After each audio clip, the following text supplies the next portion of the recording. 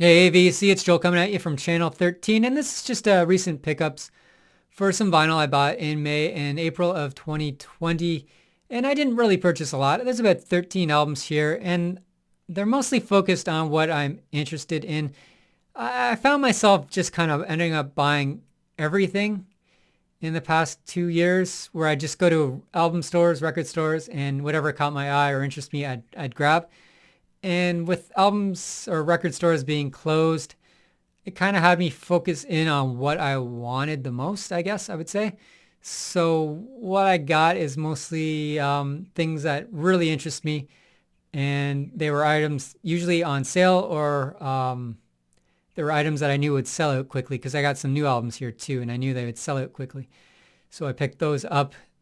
But enough of my jibber jabber. Let's just get to what I grabbed. So the first album I got is Welcome to the Nightmare, a tribute to Alice Cooper. This came out on CD about 20 years earlier, maybe in 1999, as Human Airy Stew, except the CD had one additional song, cover of Billion Dollar Babies by Phil Lewis of LA Guns. This cover album's got some good names on here. You see Bruce Dickinson, Roger Daltrey, Ronnie James Dio. You got Dave Mustaine, you got Glenn Hughes, some really good talent. You got Def Leppard doing a song. As a whole, this album, it's okay. Like, it sounds great, but my impression of it is it's more or less a karaoke album. And I kind of prefer albums where bands actually make the song their own. Two tribute albums I can think of specifically are Kiss My Ass by Kiss, or a tribute to Black Sabbath, Nativity in Black, where you had bands like Megadeth making the song sound like a Megadeth song, or Faith No More kind of making it sound like them, versus this album just sounds like Alice Cooper, but instead of Alice Cooper singing, you have someone else singing. I do like this album though. I don't listen to it a lot. Not mentioned on the cover is Vince Neil of Motley Crue doing Cold Ethel. I think that was a really good cover. And you also have Glenn Hughes doing Only Women Bleed, and I think he does a fabulous job on that. So this album's on red vinyl, and there's no inserts or anything. It's just pretty bare bones other than red vinyl. The next album I snagged is Ghostbusters, the original soundtrack album. So this isn't the score, although there are some score snippets in here, but it's mostly the 80s songs in here, like the Ghostbusters theme. And you get the Thompson Twins and a few others, Air Supply. There's a song on here called Magic. It's not the Cars version, but it's a pretty good song. And there's another song on here called Cleaning Up the Town. This is a pretty bare bones release. And yeah, it looks pretty good, but you know, it's just on black vinyl with this simple label. And I'm happy to have it in my collection because I just love the cover art and most of these songs in here. Next album I picked up is Thin Lizzy, Johnny the Fox. This is a recent reissue that came out in 2020, I believe. This is a European release, but living in Canada, for some reason I have access to American and European releases, which is kind of a pretty cool benefit.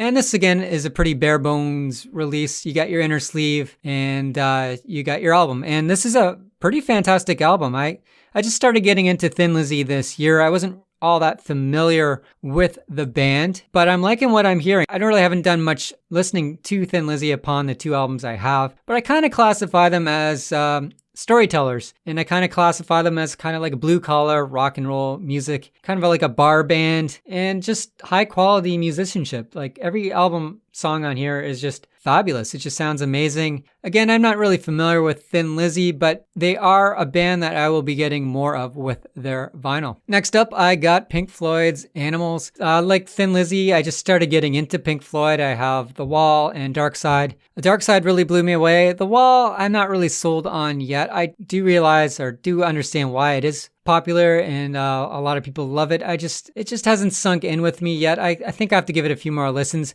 Animals, I think I like a little more than The Wall. I've only given this 2 spins. It just arrived about 2 days ago, so I've only listened to it twice, and I really do like this album. I guess with Pink Floyd, you just kind of put it on and just kind of phase out, and I do like that experience. And it's got some great packaging. Again, it comes in, a gatefold, get nice inner sleeves and a nice gatefold with some good pictures and just, some really cool labels. You got the dog image on the one side and then you got the pigs on the other side. And, I haven't read the Wikipedia on this album yet, so I really don't understand what it's about, but what I've heard is pretty super cool. Next album is Nirvana's Live at the Paramount. So this was a Halloween album they put out just, I believe, after the release of Nevermind or shortly before. I can't remember. Again, I haven't really read much on the background of these albums. And this is a double LP album. They all have this kind of pumpkin label. Some really cool like gatefold packaging on here, which I liked. It's cool to see the band in their prime, and you got a nice you get a nice little, I guess, backstage pass. It also doubles as one of those digital downloads on the next side, which I won't show because I haven't got it yet, is the digital download code for the album here, which is always nice. And like it says, this was recorded on October 31st, 1991 in Seattle, Washington.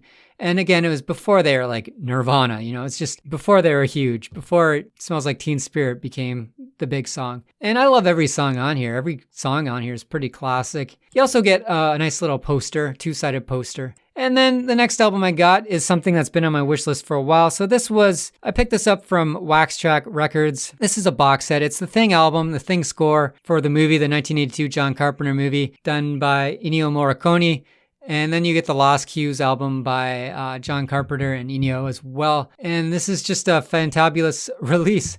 I love this album. It's probably a grail for me. It was pricey. It's pricey as hell. But, this is like I'd say a luxury item, This isn't your bargain bin album releases. They put a lot of thought and care into this.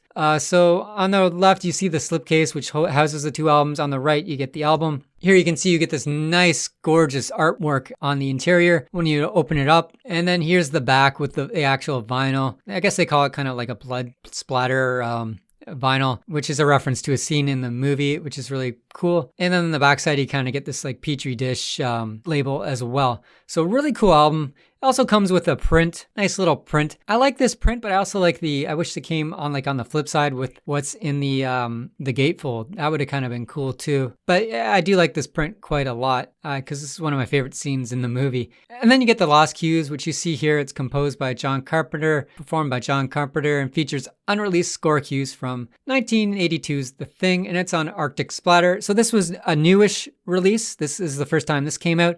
Where the Thing album I showed before came out about 3 years ago. And this sold out, both of them, they sold out within the week, probably within 3 or 4 days. So that's why I snagged it. I knew I'd never get this on sale and I'd probably have to wait another 3 or 4 years to grab it. So here you got the interior, nice interior, really cool graphic. And then like it said, it's on Arctic Splatter. So this is kind of like transparent with blue. Really cool labels. When you look at the side B, it's just, the inverse colors, which is kind of cool. Next soundtrack I got was Starry Eyes. And this is also from Waxwork. And this comes on like a black and red satanic album cover. So this is a movie that came out about 4 or 5 years ago. And it's I'd call it a B movie. It's not like an A-list movie. It's just a movie. It'll be a cult movie one day. It's, not like a popular movie. You gotta kind of like horror movies, kind of appreciate this kind of movie. Kind of reminded me of Rosemary's Baby in a sense. I just really like the score. It's very synthy and very, it's got like a music box kind of theme to it, like a ballerina music box kind of theme with spooky synth behind it. And yeah, it kind of reminds you of a lot of 80s soundtracks, but a little more modernized. Next album I got is Child's Play, the more modern Child's Play that came out about 2 years ago. Music by Bear McCreary. I like this album quite a bit. It's got Mark Hamill doing the voice for Chucky in this version, and he sings like the Buddy theme song, and it's really creepy. As you know, Mark Hamill can do a really creepy voice. Mark Hamill did the Joker during the Batman, the animated series, and the video games, and he was always creepy as the Joker. Here you get the gatefold cover, and I like how it says battery included. That's a big, kind of tribute to the original Child's Play. I like the original Child's Play a little bit more than this Child's Play. Well, this one's good. It's perfectly acceptable. Just the original had that late 80s charm. And it was kind of quaint. It wasn't that gory. It was rated R when it came out, but it's more like a PG-13. It's like a darker Goosebumps kind of movie. But the music on this, when you read the liner notes by Bear, it says he did most of it using his kids' toys. He bought a bunch of, children's toys for his daughter, I believe, and when his daughter would slip out to preschool, he'd just go raid those toys and kind of start composing the soundtrack. And he did it as a challenge to himself versus using traditional musical instruments. So I thought that was pretty cool. And you get some pretty good packaging with this album too. It's a double LP. So you got, side A is on like blue vinyl. And you also get this nice little Buddy insert as well. and you get the creepy eye on the side B of the album. And then slide C and D, you got this red vinyl as well with the eye on side D. So yeah, really cool packaging, really cool listening experience. Love this album, and it's worth picking up if you're on the fence about it, I'd say. Final album I got from Waxwork is for Darkman. You get a nice little insert here and some nice packaging overall. You know, you got the gatefold, so you get some really cool artwork, very colorful. This is what's kind of attracted me to it. Just this really colorful gatefold. This is a movie by Sam Raimi. It stars Liam Neeson and Frances McDormand. And you got Larry Drake as well. Just a classic 90s kind of movie. This music's really, it's like demented circus music, I'd say. It's Danny Elfman, who you probably know from the 80s Batman movie, Simpsons soundtrack or theme song, and a lot of Tim Burton movies like Edward Scissorhands and Pee Wee Herman's Big Adventure. And a lot of, he's done a lot of soundtracks. And he was also originally in Oingo Boingo. So you get some cool artwork here too on side A and side B. So that wraps up my recent pickups, and until next time, stay spooky.